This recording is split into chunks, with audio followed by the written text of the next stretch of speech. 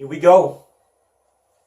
Listen, I'm going to say something that's going to knock you off your rocker. I don't like you, and I don't forgive you. Hold on. Listen. This is only for you real folks out there that are honest within yourselves, that will be able to connect with me about this tricky subject and topic that I'm concerned about. I'm being real. There are some people that I would never like. Can we? It's just us. You're viewing this by yourself. Don't tell nobody yet. Let's get delivered today. We only get deliverance when we confront the realness within ourselves. You live with you. You know this. You know that there are some people that you just don't like. And you, if the truth be told, you haven't really forgiven them yet. I'm Carter. I'm your host. Let's label this on Heads Up TV.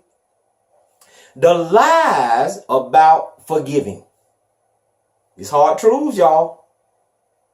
Just saying I forgive you is a false idea. It don't work. Come on now. Even if you say it, you being fake and phony. It truly don't work. Let me give you 3 bullet points. Forgiveness is not a feeling prompted by our emotions. Forgiveness, number 2, is not forgetting. Your brain can't forget. It's stored there. Whatever subject or matter or situation or concern or idea or word is there. Information. I remember when I refurbished computers, we would go in and get the hard drive. Even though people deleted their information off the hard drive, there were techniques that we could use to put everything up from that hard drive that was ever stored in it. Well, your brain is the same. We know we haven't forgotten some things. Some of you are remembering right now some things that people have done to you, and you told them that you forgive them. And you know you don't like them. Not for real. I'm just bold enough to talk about it. Because my objective is just to get you to consider what I'm saying so you can be free. I gotta be free, y'all. I got to be liberfied. I got to live in abundance. I'm gonna get mine. And it's gonna be toward my effort in doing so. Stop allowing people to dictate how you act and how you react, even in reference to them disliking you. And number 3, forgiveness is not excluding people, separating from people, or making people disappear out your life that have wronged you, that have hurt you, and that you just don't like because of what they did to you or what you think they did to you. It don't work. Let me prove it. We will know, here it is. Write this down. You and I will know when we truly walking in forgiveness, the God kind. Come on now. That have manifested in our heart, our pneuma, our conscience, our thought process. When we can handle the people that offended us, that hurt us, come on, y'all. Not to be gratified. We won't be gratified when we hear negative reports about them. We won't. Right now we are. Right now, be real with yourself. We even validate it by scripture. Some of us. God said, touch not my anointed, do my prophet no harm. You like because you heard something negative that happened to your offender or the person that hurt you or wronged you, that you said you have forgiven. You know you feel good, don't you? You feel good about it. It just makes you feel, that's what they get. That means that you're not walking in true forgiveness. Come on now. Walking in true forgiveness don't mean avoiding people. And when you do see them or be in their presence or see them on television or whatever, you feel some type of way. Come on now. It makes you uncomfortable. It makes us uncomfortable. Are you feeling me here? Come on now. Our brains don't forget, and you just don't like some people. There's been over 12,000 medical studies done on forgiveness and unforgiveness because they thought that it was a serious subject matter. Why? Number one, because forgiveness is one of the best tools that have been found when we're dealing with other humans. Our number one issue and problem on this planet is other humans. Not the devil, not the economy, not the government, but humans. That's our problem. That's all of our issues. Come on, y'all. Let's be real. Number two, unforgiveness is the root of disease. It's been found to be one of the roots of disease, sickness, stress, envy, anger, malice, hatred. And it's been also found to be a sure cause of addictions and your lack of ability to come off from those and out of those addictions. This is serious. Stop playing. Stop being a phony. Let's get real with this. Let's do something about it. Let's confront it. Listen to me just a little bit more. Forgiveness is for our deliverance and peace, not exactly for the ones that hurt us. I know it's been, now hear me closely. Yes, there are very few instances that people are actually freed up when we forgive them because they're harboring some hurt from us not forgiving them because they are aware that they hurt us. I got that. But in most cases, the deliverance is let me change that. In all cases, the deliverance is for us to walk in peace and assurance and victory about ourselves. We have that right. You have that choice to make today. And most of us are tired of fooling ourselves by avoiding the truth within us.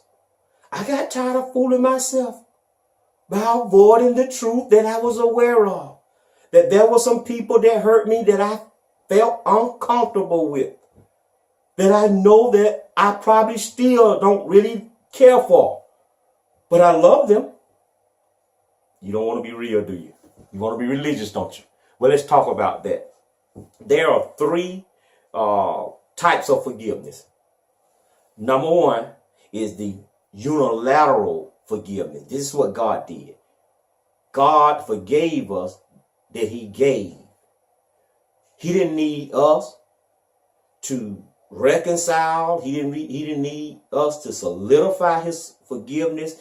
He didn't need us to even beg for his forgiveness given us. He didn't need us to do anything to promote him forgiving us. It's one-sided. Only God can do that. This is what most of us have done or are doing. Number two, religious forgiveness. The intentional and voluntary process of biblical instructions, we're doing it because the Bible told us to do it, that we try to adhere to by changing our attitude, our feelings, and our emotions. Are we telling the truth?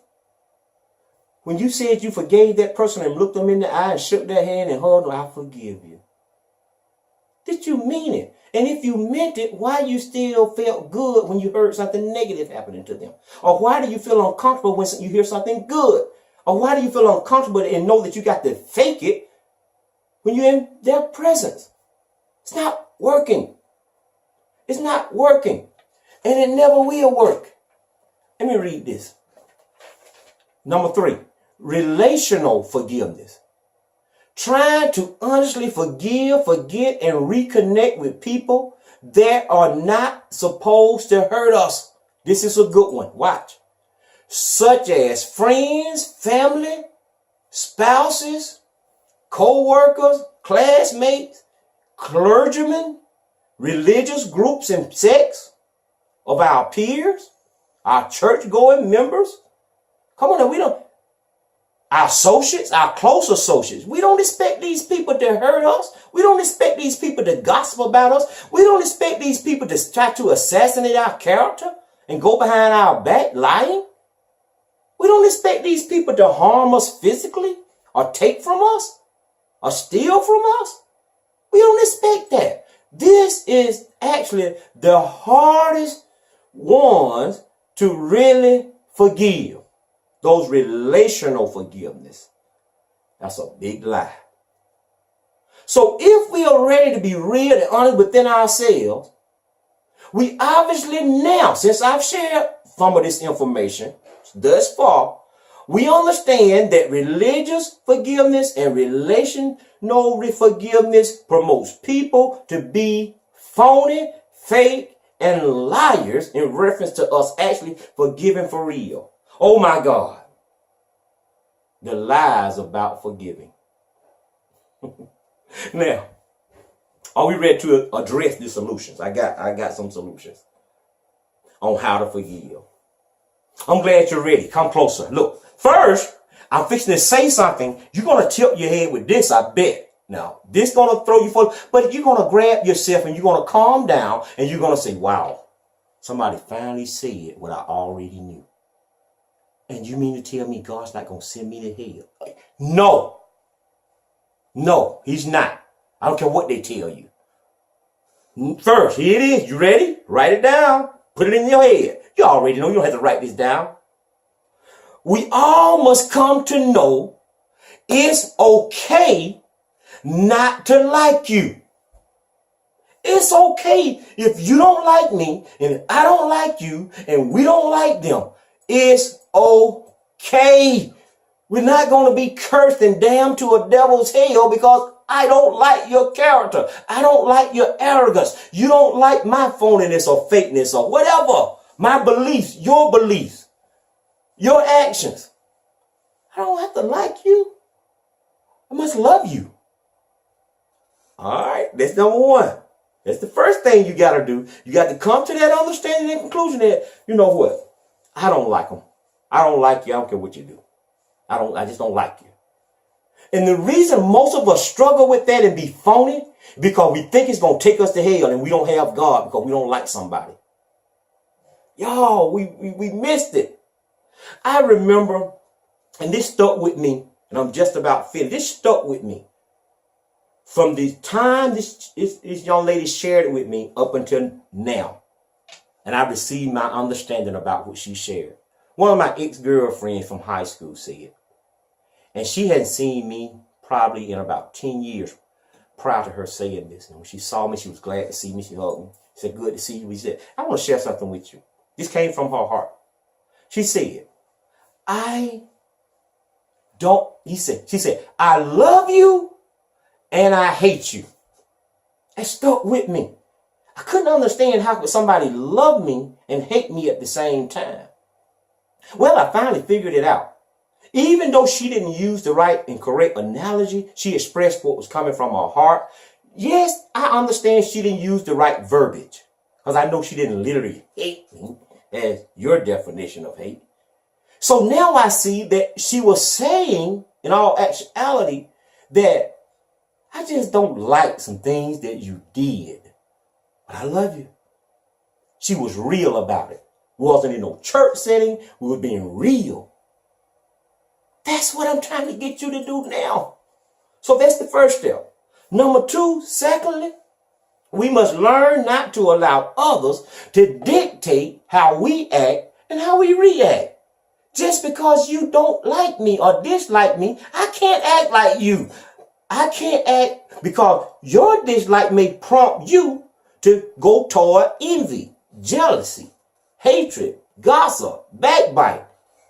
Just because I don't like you don't mean I got to add those attributes to it. I got to do something opposite of that. And what I got to do, I got to pull on that love I have from you by God loving you through me and me making a conscious decision to move out the way. So that brings me to my third one. We have to make a choice, and I'm just about finished.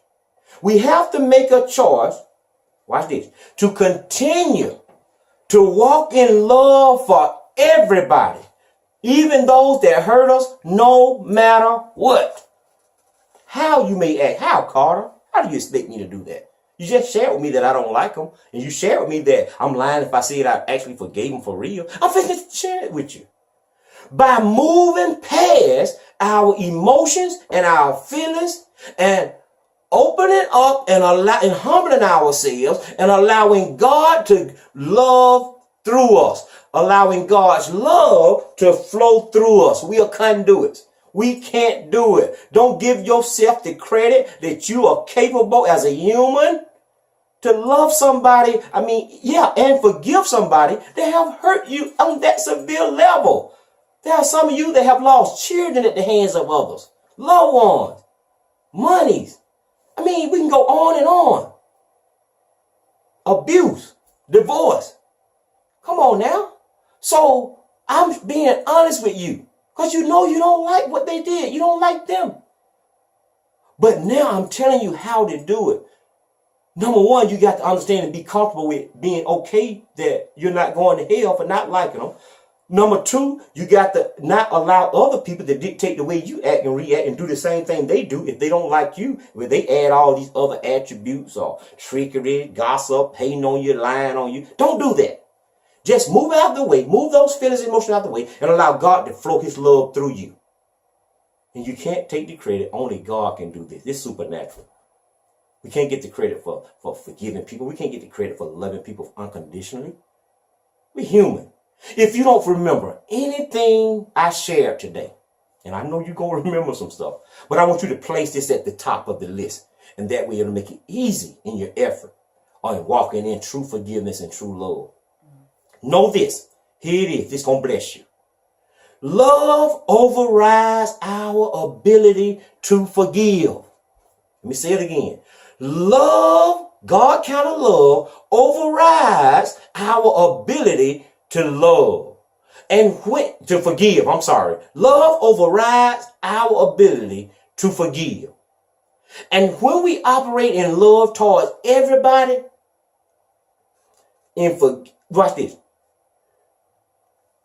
Forgiveness will not, making sure I say this correctly.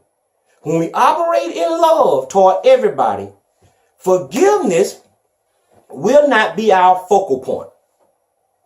Love equals forgiveness. So stop focusing on forgiving because you know you're not doing it for real. Focus on allowing God to love through you. One more.